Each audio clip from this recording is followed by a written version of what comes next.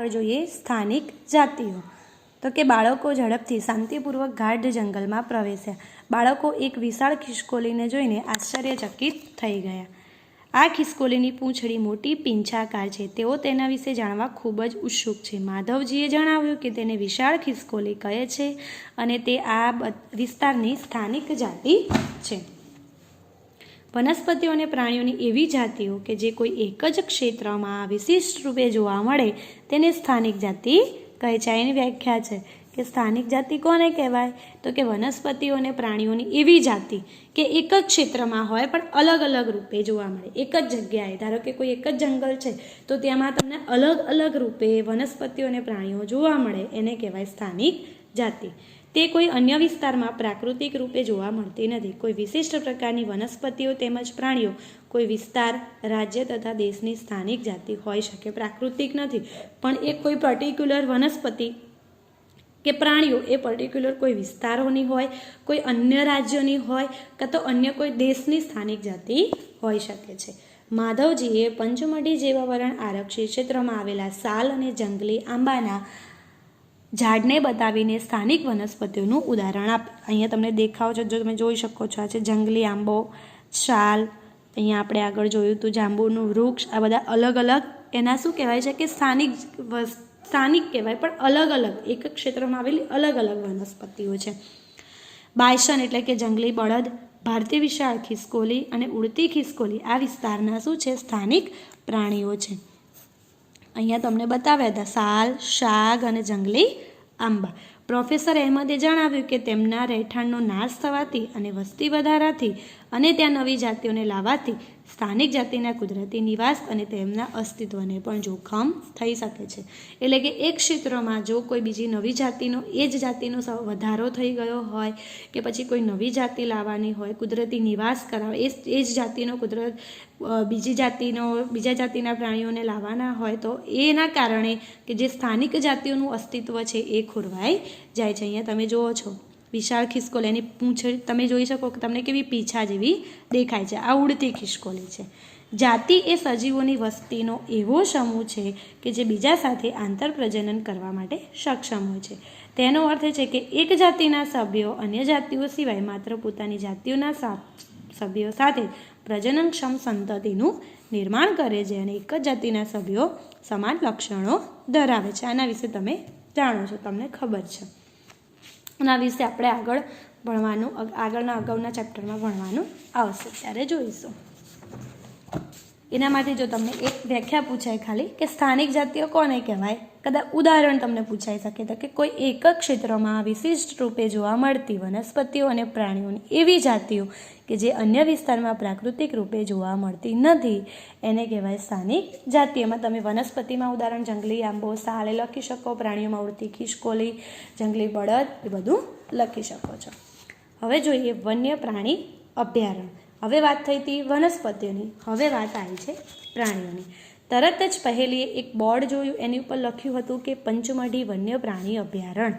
Professor Ahmed સમજાવે છે કે સામાન્ય રીતે આવા સ્થળોએ પ્રાણીઓને મારી નાખવા કે પકડવા કાયદાની દ્રષ્ટિએ સખ્ત રીતે પ્રતિબંધ અને સજાપાત્ર હોય છે.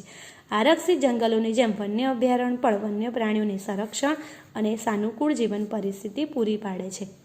એટલે કે વન્ય પ્રાણી અભયારણ્યમાં પ્રાણીઓની સુરક્ષા કરવામાં આવે છે. એમના ખાવા ઉપર, પીવા ઉપર, દરેક ઉપર એમનું પર્સનલ એમને ધ્યાન આપવામાં આવે છે. તેઓ એવું પણ કહે છે કે વન્યજીવ અભયારણ્યમાં રહેતા લોકોને કેટલીક પ્રવૃત્તિઓ જેવી કે પશુધન માટેનો ચારો, ઔષધીય વનસ્પતિ, બળતણ માટેનું લાકડું વગેરેની પરવાનગી હોય છે. એટલે કે જે અભયારણ્યમાં રહે છે એના પ્રાણીઓને સાચવે છે એમના માટે અમુક વસ્તુઓ કે પશુધન એમને કોઈ પ્રાણીઓ માટે ચારો લઈ જવો હોય, ઔષધીય વનસ્પતિ જોઈતી હોય, બળતણ માટેના લાકડા જોઈતા હોય તો જે અભયારણ્યમાં રહેતા લોકો હોય એ લોકોને તે આપે છે. કેટલાક મહત્વપૂર્ણ સંકટમાં મુકાયેલા જંગલી પ્રાણીઓ જેવા કે કાળું હરણ, શ્વેત આંખોવાળું હરણ, હાથી, સોનેરી બિલાડી, ગુલાબી શીર્ષવાળું બતક, ઘડિયાળ, કાદવમાં રહેતો મગર, અજગર, ગેંડા વગેરે આપણા વન્ય પ્રાણી અભયારણ્યોમાં સુરક્ષિત તેમજ સંરક્ષિત છે. ભારતીય અભયારણ્યોમાં આગવા વિસ્તારો, મોટા સપાટ જંગલો, પહાડી જંગલો, મોટી નદીઓના મુક્ત ત્રિકોણ પ્રદેશની જાડીવાળી જમીન અથવા ઝાડીઓ છે.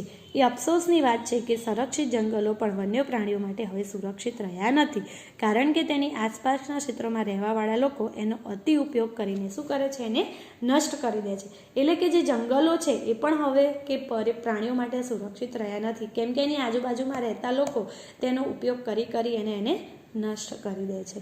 બાળકોને તેમની પ્રાણી સંગ્રહાલયની મુલાકાત યાદ કરાવવામાં આવે છે. તેઓ યાદ કરે છે કે પ્રાણી સંગ્રહાલય પણ એવું સ્થાન છે કે જ્યાં પ્રાણીઓને રક્ષણ મળે છે. આપણે જોયું છે કાંકરિયા જે પ્રાણી સંગ્રહાલય છે, અલગ અલગ પ્રાણી સંગ્રહાલય છે, ત્યાં પ્રાણીઓની સાર સંભાળ રાખવામાં આવે છે અને એમને સુરક્ષિત રાખવામાં આવે છે.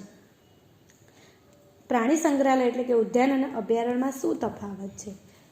નજીકના પ્રાણી સંગ્રહાલયની મુલાકાત કરો, ત્યાંના પ્રાણીઓને કઈ પરિસ્થિતિમાં રાખવામાં આવ્યા તેનું અવલોકન કરો. તે પ્રાણીઓના જીવન માટે યોગ્ય છે? શું પ્રાણીઓ કુદરતી નિવાસસ્થાન કરતાં કૃત્રિમ નિવાસસ્થાનમાં રહી શકે? તમારા મત મુજબ પ્રાણીઓ અને નિવાસસ્થાનમાં આરામથી વસવાટ કરી શકે કે પ્રાણી ઉદ્યાનમાં? એટલે કે પ્રાણીઓને જો પ્રાણી ઉદ્યાનમાં વ્યવસ્થિત રીતે રાખવામાં આવે તો એ એમની સાર સંભાળ પણ વ્યવસ્થિત થાય છે અને એ તે સ્વતંત્રતાથી જીવી શકે છે. હવે જોઈએ આપણે રાષ્ટ્રીય ઉદ્યાન. અભયારણ્યમાં રાખવામાં આવે છે. બીજું છે કે રાષ્ટ્રીય ઉદ્યાન, કે રોડની સાઈડ પર એક બોર્ડ લગાવેલું જેના પર લખ્યું હતું કે સાતપુડા રાષ્ટ્રીય ઉદ્યાન. બાળકો હવે ત્યાં જવા માટે ઉત્સુક હતા. માધવજીએ તેમને જણાવ્યું કે આ વિશાળ આરક્ષિત ક્ષેત્ર છે તથા પર્યાવરણના સંપૂર્ણ નિવસનતંત્રનું સંરક્ષણ કરવા પર્યાપ્ત છે, જેને રાષ્ટ્રીય ઉદ્યાન કહેવામાં આવે છે. ત્યાં પર્યાવરણમાં રહેલા પર્યાવરણનું સંપૂર્ણ નિવસનતંત્રનું ધ્યાન રાખવામાં આવે છે, સંરક્ષણ કરવામાં આવે છે અને ખૂબ જ આરક્ષિત ક્ષેત્ર છે જ્યાં અલગ અલગ વનસ્પતિઓની જાત, પ્રાણીઓની જાત, ભૂમિ વિસ્તાર અને ઐતિહાસિક વસ્તુઓનું પણ રક્ષણ કરવામાં આવે છે. સાતપુડા રાષ્ટ્રીય ઉદ્યાન યાદ રાખજો કે ભારતનું પ્રથમ આરક્ષિત જંગલ છે. આ જંગલમાં ઉચ્ચ પ્રકારના શાક જોવા મળે છે. ભારતમાં સૌથી પણ વધારે રાષ્ટ્રીય ઉદ્યાનો આવેલા છે. સાતપુડા રાષ્ટ્રીય ઉદ્યાનમાં ખડકોના ગુફાઓ પણ આવેલ છે. આ જંગલોમાં મનુષ્યની ગતિવિધિઓની પ્રાગૈતિહાસિક સાબિતી છે. પહેલાં મનુષ્યો જે આવતા હતા એમની જે ગતિવિધિઓ છે, એમની ઐતિહાસિક કથાઓ પણ છે. આદિમાનવના જીવન વિશેનો પણ ખ્યાલ આપે છે. પથ્થરોની આ ગુફાઓમાં ચિત્રકામ પણ જોવા મળે છે. પંચમઢી જેવા સુરક્ષિત વિસ્તારમાં 55 ગુફાઓની ઓળખ થઈ છે. આ કલાકૃતિઓમાં પ્રાણીઓ તેમજ મનુષ્ય લડતા, શિકાર કરતા, નૃત્ય તેમજ વાદ્યયંત્રો વગાડતા દર્શાવવામાં આવે છે. આજે પણ અનેક આદિવાસી જંગલમાં પણ રહે છે. આપણને ખબર છે આદિવાસી મોટાભાગે જંગલમાં રહે છે. એટલે આ જે છે સાતપુડા રાષ્ટ્રીય ઉદ્યાન એ ભારતનું પ્રથમ આરક્ષિત જંગલ છે. બાળકો જેવા આગળ વધ્યા તેઓને એક બોર્ડ જોવા મળ્યું, એના પર લખ્યું હતું સાતપુડા વાઘ આરક્ષિત વિસ્તાર. માધવજી જણાવે કે આપણી સરકારે વાઘના સંરક્ષણ માટે પ્રોજેક્ટ ટાઈગર અમલમાં મૂક્યો છે. પ્રોજેક્ટનો ઉદ્દેશ આપણા દેશમાં વાઘના જીવન અને વાઘની વસ્તીની જાળવણી કરવાનો ઉપયોગ. અત્યારે આપણે જોઈએ કે વાઘ અને સિંહોની જાતિઓ સમય થતાં લુપ્ત થવા લાગી છે, તો એમને સંરક્ષણ કરવા માટે એ જે પ્રોજેક્ટ છે જેને પ્રોજેક્ટ ટાઈગર કહે છે, જે અમલમાં મૂકવામાં આવ્યો છે વાઘોની રક્ષણ માટે. વાઘ એ એવી જાતિઓમાંથી એક છે કે જે ધીરે ધીરે જંગલોમાંથી નાશ પામી રહી છે, પરંતુ સાતપુડા આરક્ષિત ક્ષેત્રમાં વાઘની સંખ્યામાં વધારો થઈ રહ્યો છે, એટલે કે તે સંરક્ષણનું આગવું ઉદાહરણ છે. કોઈક સમય સિંહ, હાથી, જંગલી ભેંસ તથા સાબર પણ રાષ્ટ્રીય ઉદ્યાનમાં જોવા મળતા. એવા પ્રાણીઓ કે જેની સંખ્યા એક નિર્ધારિત સીમાથી ઓછી થઈ અને લુપ્ત થઈ શકે તેવા પ્રાણીઓને નાશપ્રાય જાતિ તરીકે ઓળખવામાં આવે છે. કે ધીરે ધીરે હવે જંગલોમાં એનો શું થવા લાગ્યો છે? વિનાશ થવા લાગ્યો છે. એના કારણે જે વાઘની સંખ્યામાં ઘટાડો થવા લાગ્યો, જેને નાશપ્રાય જાતિ તરીકે ઓળખવામાં આવે છે. બુજોએ ડાયનાસોરના વિષયમાં યાદ દેવડાવ્યું કે લાખો વર્ષો પૂર્વે ડાયનાસોર શું થઈ ગયા છે? લુપ્ત થઈ ગયા છે. કેટલાક સજીવોના કુદરતી નિવાસમાં ખલેલ ઊભી થવાથી એના અસ્તિત્વ માટે ખતરો ઊભો થાય છે. પ્રોફેસર અહેમદ તેમને કહે છે કે વનસ્પતિઓ અને પ્રાણીઓના સંરક્ષણ માટે સખ્ત કાયદા બધા જ રાષ્ટ્રીય ઉદ્યાનોમાં લાગુ પડે છે. અહીં માનવ પ્રવૃત્તિઓ જેવી કે પ્રાણીઓને પકડવા કે શિકાર કરવા તેમજ પશુઓનો ચારો, બળતણનું લાકડું, ઔષધીય વનસ્પતિઓ પણ એકઠા કરવાની પરવાનગી નથી. જે સાતપુડા રાષ્ટ્રીય ઉદ્યાન છે એમાં વનસ્પતિઓને કાપવા ઉપર કે પછી રાષ્ટ્રીય ઉદ્યાનોમાં લાગુ પડે છે. જે રાષ્ટ્રીય ઉદ્યાન સાતપુડા રાષ્ટ્રીય ઉદ્યાન છે ત્યાં વનસ્પતિઓનો શિકાર કરવા, પ્રાણીઓને વનસ્પતિઓને કાપવા, પ્રાણીને પકડવા, એના શિકાર કરવા કે એનો ચારો ભેગો કરવા, બળતણનું લાકડું કાપવા દરેક ઉપર પરવાનગી નથી. જો કોઈ એના વિરુદ્ધ જાય તો એને સખ્તમાં સખ્ત ગુનો લાગુ પડી શકે છે. માધવજીએ પહેલીને જણાવ્યું કે નાના પ્રાણીઓને મોટા પ્રાણીઓ કરતાં લુપ્ત થવાનો ભય ઘણો વધારે હોય છે. ક્યારેક આપણે સાપ, દેડકા, ગરોળી, ચામાચીડિયા અને ઘુવડને નિર્દયતાથી મારી નાખીએ છીએ અને નિસંતંત્રના તેમના મહત્ત્વ વિશે પણ આપણે વિચારતા નથી. તેઓને મારીને આપણે આપણી જાતને નુકસાન પહોંચાડીએ છીએ. ભલે તે કદમાં નાના હોય, પરંતુ નિસંતંત્રમાં તેઓના યોગદાનને નજરઅંદાજ ન કરી શકાય. તે આહાર જાળ અને આહાર શૃંખલાનો એક ભાગ છે. આગળ તમે ધોરણ 9માં આવશો એટલે તમને આહાર શૃંખલા આવશે, નિસંતંત્ર. એમાં તમને બધું જ આખું આહાર શૃંખલા શીખવાડવામાં આવે છે, જેના વિશે તમે ધોરણ 7માં અભ્યાસ કરી ચૂક્યા છો અને થોડું તમે ધોરણ 7માં પણ શીખી ગયા છો એના વિશે, આહાર શૃંખલા વિશે. કોઈપણ વિસ્તારની બધી વનસ્પતિઓ, પ્રાણીઓ તેમજ સૂક્ષ્મજીવ અને અજીવ ઘટકો જેવા કે વાતાવરણ, ભૂમિ, નદીના અમુક ત્રિકોણ પ્રદેશ વગેરે સંયુક્ત રૂપે નિસંતંત્રનું નિર્માણ કરે છે. આ દરેક પદાર્થો છે જૈવિક ઘટકો અને અજૈવિક ઘટકો જે નિસંતંત્રનું નિર્માણ કરે છે. એટલે કે આપણને બધાને ખબર છે કે આપણે અમુક નાના નાના જીવો છે ને એને મારી નાખીએ છીએ, પરંતુ એ નાના જીવો જ આપણને નિસંતંત્રમાં મદદ કરે છે અને આપણે ખૂબ જ આપણને જાણે કે આપણા દિલમાં કોઈ દયા જ ના હોય એ રીતે આપણે એમને મારી નાખીએ છીએ. એના જ કારણે મોટા પ્રાણીઓ કરતાં નાના પ્રાણીઓની જે જાતિ છે એ ધીરે ધીરે હવે લુપ્ત થવા માંડી છે. હવે છે રેડ ડેટા બુક. તો કે પ્રોફેસર અહેમદ બાળકોને રેડ ડેટા બુક વિશે સમજાવે છે. તે જણાવે છે કે રેડ ડેટા બુક એવું પુસ્તક છે કે જેમાં બધી નાશપ્રાય જાતિઓનો રેકોર્ડ રાખવામાં આવે છે. રેડ ડેટા બુક કોને કહેવાય? એવું પુસ્તક કે જેમાં નાશપ્રાય એટલે કે જે જાતિઓનો નાશ થઈ ગયેલો, વિનાશ પામી ગઈ હોય એનો રેકોર્ડ રાખવામાં આવે. એક સંસ્થા દ્વારા આંતરરાષ્ટ્રીય સ્તરે રેડ ડેટા બુક જાળવવામાં આવે છે. ભારતમાં જોવા મળતા વનસ્પતિ અને પ્રાણીઓ માટેની રેડ ડેટા બુક ભારત દ્વારા જાળવવામાં આવે છે. હવે જોઈએ સ્થળાંતર. માધવજીના માર્ગદર્શન હેઠળ ભ્રમણ કરતું જૂથ ગાઢ જંગલમાં પ્રવેશ્યું. તેઓ તવા સરોવર નજીક થોડો સમય ઉડીને અહીં આવ્યા છે. એટલે સ્થળાંતરિત પક્ષીઓ કે એક રાજ્યમાંથી બીજા રાજ્યમાં, એક જગ્યાએથી બીજા જગ્યાએ આવેલા જે જીવ વનસ્પતિ કે પ્રાણીઓ હોય એને કહેવાય સ્થળાંતરિત પક્ષીઓ. વાતાવરણીય બદલાવના કારણે સ્થળાંતર કરનારા પક્ષીઓ એટલે કે પ્રવાસી પક્ષીઓ પ્રત્યેક વર્ષે દૂર દૂરના વિસ્તારોમાંથી એક ચોક્કસ સમયે ઉડીને આવે છે. તે અહીં ઈંડા મૂકવા માટે આવે છે, કારણ કે અતિશય ઠંડી હોવાને લીધે તેમના જે મૂળ નિવાસ સ્થાન તે સમયે રહેવા માટે યોગ્ય હોતા નથી. એવા પક્ષીઓ જે ઉડીને દૂરના અંતરની લાંબી યાત્રા કરે છે તેને સ્થળાંતર પક્ષી તરીકે ઓળખવામાં આવે છે. આમાં તમને ખાલી એક માર્ક્સની વ્યાખ્યા પૂછાય અને કે સ્થળાંતરિત પક્ષીઓ કોને કહેવાય?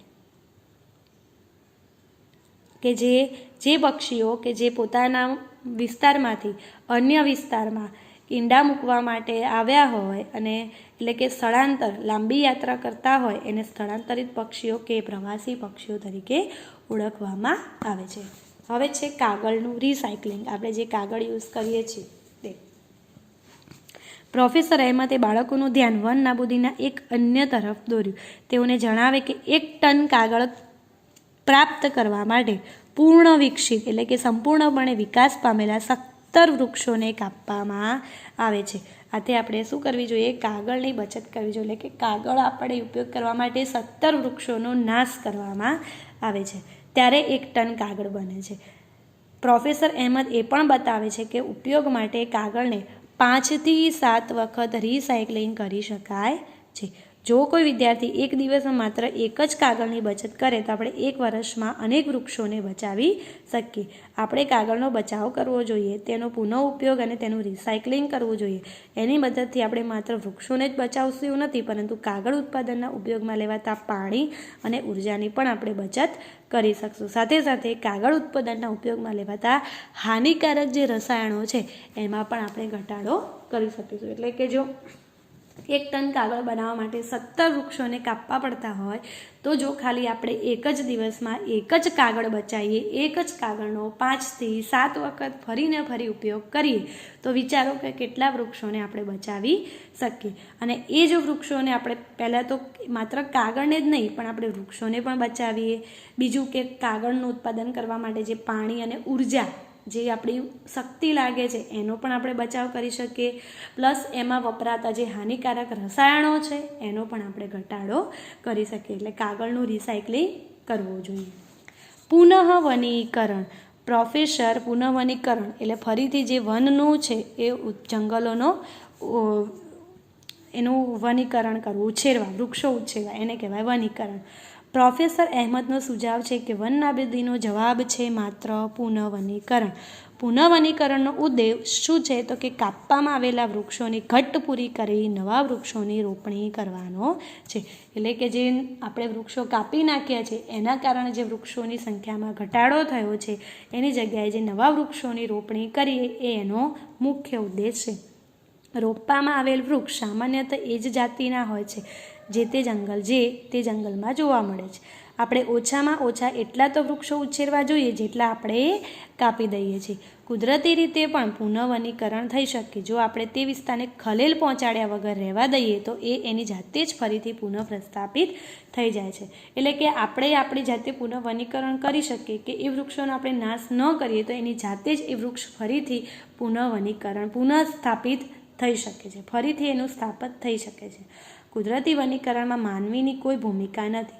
આપણે આપણા જંગલોને અત્યાર સુધી ઘણું નુકસાન કરી શક્યા છે. જો આપણે આપણી આવનારી પેઢી માટે હરિયાળી સંપત્તિ બનાવી રાખવી હશે તો વધારેમાં વધારે વૃક્ષારોપણ જ એકમાત્ર વિકલ્પ છે. અત્યારે તમે જોજો સ્કૂલોમાં પણ તમને વૃક્ષારોપણનો જે એન્વાયરમેન્ટ ડે આવે છે એના દિવસે તમને અલગ અલગ વૃક્ષોનો સેવ એન્વાયરમેન્ટ એના ટેગ બનાવી અલગ અલગ વૃક્ષો વાવી અને એનો પ્રોગ્રામ કરવામાં આવે છે કે એના પાછળનો એક જ ઉદ્દેશ છે કે જે આપણી આવનારી પેઢી છે એ પણ હરિયાળી ક્રાંતિને જાળવી શકે અને વૃક્ષોનો બચાવ થઈ શકે. પ્રોફેસર અહેમદે તેઓને બતાવ્યું કે ભારતમાં વન સંરક્ષણ અધિનિયમ છે. આ અધિનિયમનો હેતુ શું છે તો કે પ્રાકૃતિક વનોની જાળવણી અને સંરક્ષણ કરવાનો છે. સાથે સાથે તેનો ઉપાય પણ કરવાનો છે કે જેનાથી જંગલોમાં અને તેની નજીક રહેવાવાળા લોકોની આધારભૂત જરૂરિયાતોની પૂર્તતા થઈ શકે. એટલે કે જે આ વન સંરક્ષણ અધિનિયમ છે એનો હેતુ શું છે કે જે પ્રાકૃતિક વનો છે, જંગલો છે એની સાચવણી કરવાનો. પ્લસ કે એ જંગલોમાં રહેતી જે વસ્તી છે અને એની આસપાસ રહેતી જે જંગલોમાં આસપાસ રહેવાવાળા જે લોકો છે એમની જરૂરિયાતો પૂરી થઈ શકે. થોડાક સમય આરામ કર્યા પછી માધવજીએ બાળકોને પાછા કરવાનું કહ્યું કારણ કે સૂર્યાસ્ત પછી જંગલોમાં રોકાવું યોગ્ય નથી. પાછા આવ્યા પછી પ્રોફેસર અહેમદ તેમજ બાળકોએ આ ઉલ્લાસપૂર્વકના અનુભવ બદલ માધવજીનો આભાર વ્યક્ત કર્યો. અહીંયા આપણું ચેપ્ટર પૂરું થયું. એટલે આ ચેપ્ટરમાંથી તમને એટલી ખબર પડે કે આપણે વન્યજીવો અને પ્રાણીઓનું સંરક્ષણ આપણે કરવું જોઈએ. એ પણ આપણી કુદરતી સંપત્તિ છે. અહીંયા તમને પછી અહીંયા પ્રશ્નો છે કે આપણે વન્યજીવોનું સંરક્ષણ કઈ રીતે કરવું જોઈએ. તો કે વન્યજીવોના રક્ષણ માટે પહેલાં તો શું કરવું જોઈએ કે વિશિષ્ટ આરક્ષિત વિસ્તારો નક્કી કરવામાં આવે છે. અલગ અલગ વૃક્ષોની વ્યક્તિગત રીતે જો એ વન્યજીવોના રક્ષણ માટે જે વનસ્પતિઓને કાપવાનું, પ્રાણીઓના શિકાર કે એને હેરાન કરવા અટકાવવામાં આવે છે. સરકાર દ્વારા વન્યજીવોની સુરક્ષા માટે તૈયાર કરવામાં આવેલા નિયમ, પદ્ધતિઓ અને યોજનાઓનો અમલ કરવામાં આવે છે.